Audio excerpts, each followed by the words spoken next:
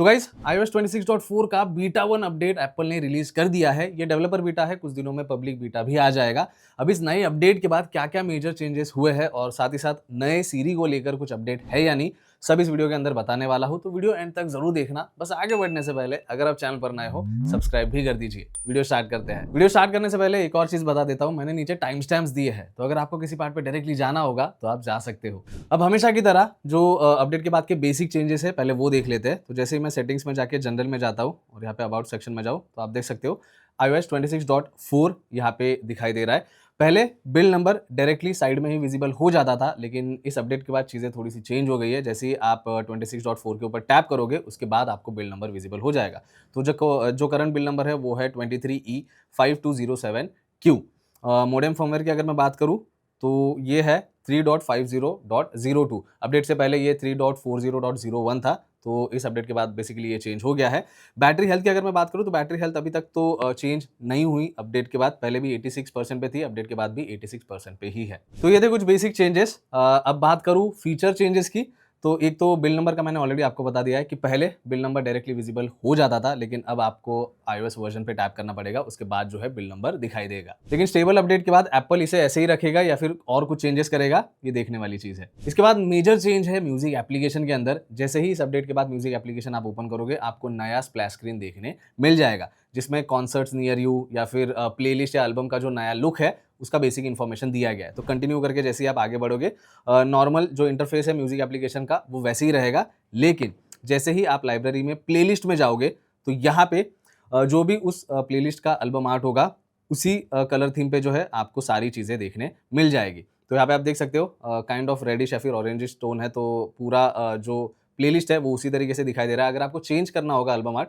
तो 3 डॉट पे आप टैप कर सकते हो, एडिट पे जा सकते हो और यहाँ पे आपको अलग-अलग एल्बम आर्ट जो है मिल जाते हैं। तो अगर आप एल्बम आर्ट चेंज करते हो यहाँ पे, जैसे कि मैंने इसे सिलेक्ट कर लिया है, टिक मार्क पे टैप करेंगे तो जैसे ही ये आप चीज़ चेंज करते हो तो आप देख सकते हो पूरा लुक यहाँ पे चेंज हो गया है। साथ ही साथ उस पर्टिकुलर प्लेलिस्ट के अंदर जो भी सॉन्ग्स है उन्हें आपको रीअरेंज करना होगा, तो सेम चीज़ है, 3 डॉट पे जाइए, उसके बाद एडिट पे जाना है और यहाँ पे जो 3 डैश वाले ऑप्शन आपको दिखाई दे रहे हैं उस पे जो है टैप एंड होल्ड करना है और इस तरीके से आप सॉन्ग को रीअरेंज भी कर सकते हो। और कोई सॉन्ग अगर आपको प्लेलिस्ट से हटाना होगा तो उसे सिलेक्ट कर लीजिए और उसके बाद नीचे डिलीट का ऑप्शन भी मिल जाता है। इसके बाद जो नॉर्मल चेंज है वो भी आपको सामने के साइड पे दिखाई देगा। प्लेलिस्ट के अंदर प्ले का ऑप्शन अब सेंटर में दिखाई देता है, शफल का ऑप्शन एक साइड पे है और टिक मार्क का ऑप्शन आपको दूसरे साइड पे दिखाई देगा। ये था एक चेंज। इसके बाद जो दूसरा चेंज है वो है कि अगर आप आर्टिस्ट में जाते हो, किसी आर्टिस्ट को अगर आप बहुत ज़्यादा फॉलो करते हो, फॉर एग्जाम्पल अभी फिलहाल के लिए अगर मैं अनूप जैन को सिलेक्ट करूँ तो यहाँ पे जिस भी आर्टिस्ट पे आप जाओगे वहाँ पे अगर उसके अपकमिंग कॉन्सर्ट्स होंगे तो उसका ऑप्शन आपको डायरेक्टली यहाँ पे इस तरीके से दिखाई देगा, अपकमिंग कॉन्सर्ट्स करके। तो जैसे ही आप नीचे जाओगे तो जो भी अपकमिंग कॉन्सर्ट्स है उनकी लिस्ट आपको यहाँ पे मिल जाती है। आप यहाँ पे टैप करके सारी चीज़ें चेकआउट कर सकते हो कि लोकेशन क्या है, डेट क्या है, सारी चीज़ें आपको यहाँ पे देखने मिल जाएगी। और इंटरेस्टिंग चीज़ ये है कि अगर कोई एक कॉन्सर्ट आप यहाँ पे सिलेक्ट करते हो तो गेट टिकट्स का ऑप्शन भी आपको मिल जाएगा। तो इस पे टैप करके आप डायरेक्टली टिकट्स भी बुक कर सकते हो। इसके बाद वॉलपेपर सेक्शन में एक और चेंज किया गया है इस अपडेट के बाद। तो जैसे ही आप सेटिंग्स में जाके वॉलपेपर में जाते हो और यहाँ पे ऐड न्यू वॉलपेपर करोगे तो जो पहले कैटेगरीज आपको दिखाई देती थी और प्री लोडेड वॉलपेपर जो आपको दिखते थे वो इस बार नहीं दिखेंगे। अब सारे कैटेगरीज में जो है आपको स्टैक जैसा जो है चीज़ देखने मिल जाता है। तो वेदर, अगर आपको वेदर के वॉलपेपर्स यूज़ करने होंगे तो आपको गेट पे टैप करना पड़ेगा और ये वॉलपेपर डाउनलोड करने के बाद आपको दिखा देगा सारे वॉलपेपर्स। बाकी आप नीचे देख सकते हो सारे वॉलपेपर्स आपको कैटेगरी वाइज तो अभी भी मिल जाएंगे, लेकिन ये स्टैक में है तो आपको जो भी चाहिए होगा उस पर आप टैप करके डाउनलोड कर सकते हो। अब वेदर का वॉलपेपर जो है मैंने डाउनलोड कर लिया, अब जैसे ही मैं उस पर टैप करूंगा यहाँ पे मैं उसे एज अ वॉलपेपर यूज कर सकता हूँ। तो इस तरीके से आप देख सकते हो सारे वॉलपेपर्स मुझे सामने की तरफ दिखाई देंगे और बाकी वॉलपेपर्स के लिए आपको वापस गेट के ऊपर टैप करना पड़ेगा। बस नीचे आओगे तो जो iOS 26 के वॉलपेपर है वो आपको एज इट इज ऐसे ही मिल जाएंगे और जो आपके फोन के वॉलपेपर्स होंगे वो भी आपको ऐसे ही मिल जाएंगे, लेकिन जो बाकी कैटेगरीज है वो स्टैक के रूप में ही आपको देखने मिल जाएंगे। इसके बाद दोस्तों कॉन्टैक्ट एप्लीकेशन के अंदर भी लिक्विड ग्लास का इफेक्ट ऐड कर दिया गया है जो पहले नहीं था। तो अगर मैं कॉन्टैक्ट्स में जाता हूँ और यहाँ पे कोई एक कॉन्टैक्ट अगर मैं सिलेक्ट करूँ इस तरीके से, तो जो बटन्स आपको ऊपर के साइड पे दिखाई देते हैं मैसेज, कॉल, वीडियो कॉल वाला, अगर मैं इस तरीके से स्वाइप करूँ तो आप देख सकते हो लिक्विड ग्लास का डिजाइन यहाँ पे हमें देखने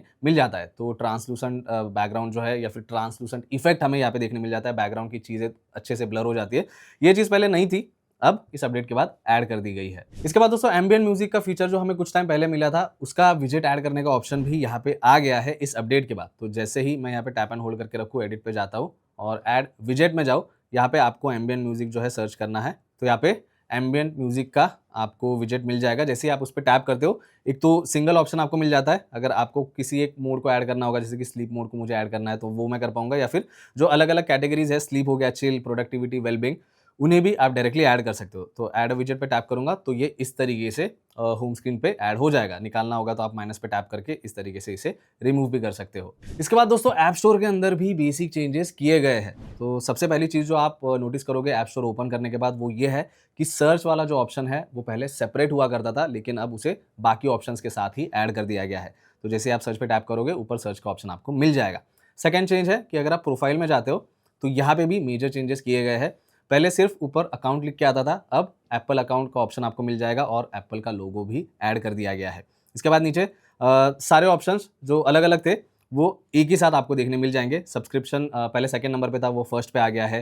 एप्स एंड परचेस हिस्ट्री, दो अलग अलग ऑप्शंस थे, उन्हें एक ही ऑप्शन में कन्वर्ट किया है। इसके बाद अपडेट्स का ऑप्शन पहले नीचे हुआ करता था, वो भी अब आपको यहाँ पे मिल जाएगा। नोटिफिकेशन है, रेटिंग एंड रिव्यू है, पर्सनलाइज्ड रिकमेंडेशन भी अलग ऑप्शन हुआ करता था, वो भी यहाँ पे ऐड कर दिया गया है। अब नीचे ऐड मनी, रिडीम कोड और सेंड गिफ्ट का ऑप्शन जो है ये आपको लिस्ट वाइज मिलता था, लेकिन इसे इस अपडेट के बाद बटन के तौर पे ऐड किया है। इसके बाद दोस्तों पॉडकास्ट एप्लीकेशन के अंदर भी एक इंटरेस्टिंग ऑप्शन आ गया है।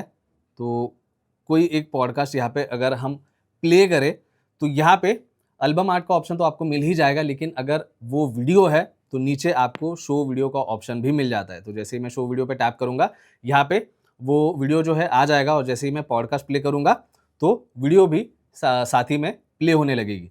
तो अगर आपको वीडियो के साथ पॉडकास्ट एप्लीकेशन यूज़ करना होगा तो आप कर सकते हो, लेकिन अगर आपको वीडियो नहीं देखनी तो आप हाइड वीडियो पे टैप करके उस वीडियो को हाइड कर सकते हो और वापस एल्बम आर्ट जो है आ जाएगा। इसके बाद सेटिंग्स में अगर मैं एप्पल अकाउंट में जाता हूँ और यहाँ पे अगर मैं iCloud सिलेक्ट करूँ तो यहाँ पे नीचे आपको अब iCloud.com का ऑप्शन मिलेगा, जबकि पहले दूसरा ऑप्शन हुआ करता था। तो इस बार इसे सिलेक्ट करने के बाद अलाउ डेटा एक्सेस, जो पहले बाहर ऑप्शन हमें मिलता था वो अब अंदर मिलेगा और यहाँ पे अलाउ सर्च का ऑप्शन भी आपको अलग से दिया गया है। एडवांस सर्च के अंदर आप जाओगे तो अगर आपको कोई रीसेंट सर्चेस एक्सपोर्ट करने होंगे तो वो आप कर सकते हो, और रीसेंट सर्चेस को अगर आपको क्लियर करना होगा तो वो भी आप कर पाओगे। इसके बाद अगर मैं फेस आईडी एंड पासकोड में आता हूँ तो यहाँ पे आपको वापस अलाइनमेंट का चेंज देखने मिल जाएगा। लॉक का आइकॉन पहले सेंटर में ही था, लेकिन जो बाकी टेक्स्ट आप देख रहे हो वो लेफ्ट अलाइन थे, लेकिन इस अपडेट के बाद ये सेंटर अलाइन हो गए हैं। इसके बाद लोकेशंस के अंदर एक नया ऑप्शन ऐड हो गया है। तो जैसे ही आप प्राइवेसी एंड सिक्योरिटी में जाके लोकेशन सर्विसेज में जाओगे, आपको जाना है सिस्टम सर्विसेज के अंदर और यहाँ पे मैनेज्ड डिवाइस का एक नया ऑप्शन मिलेगा, जिसे टॉगल ऑन या ऑफ करने का ऑप्शन दिया गया है। तो ये थे मेजर चेंजेस 26.4 बीटा 1 के अपडेट के बाद। अब 26.3 के कंपैरिजन में यहाँ पे मेजर चेंजेस हमें देखने मिले हैं। अब बात करूँ रिवैम्प्ड सीरी की या फिर नए सीरी की जो गूगल जेमिनी के साथ आने वाला था, तो उसका अपडेट अभी तक तो जो है नहीं आया, फिर वो फीचर हमें इस अपडेट के साथ तो नहीं मिला है। लेकिन मोस्ट प्रोबेबली आई थिंक कि जो नेक्स्ट बीटा अपडेट्स हमें मिलने वाले हैं, शायद से मार्च में आ जाएंगे, तो उस टाइम पे रिवैम्प्ड सीरी हमें देखने मिल सकती है। लेकिन उम्मीद तो यही थी कि बीटा 1 अपडेट के साथ ही नई वाली सीरी हमें देखने मिल जाए, लेकिन एप्पल ने ऐसा नहीं किया है। अब पता नहीं और कितना वेट करना पड़ेगा, तो वेट ही करते हैं चुपचाप। तो बस यही था आज के इस वीडियो के लिए। वीडियो अगर आपको अच्छा लगा है, हेल्पफुल लगा है, तो वीडियो को लाइक और चैनल को सब्सक्राइब जरूर कर देना। बाकी मिलता हूँ नेक्स्ट वीडियो में। Thank you.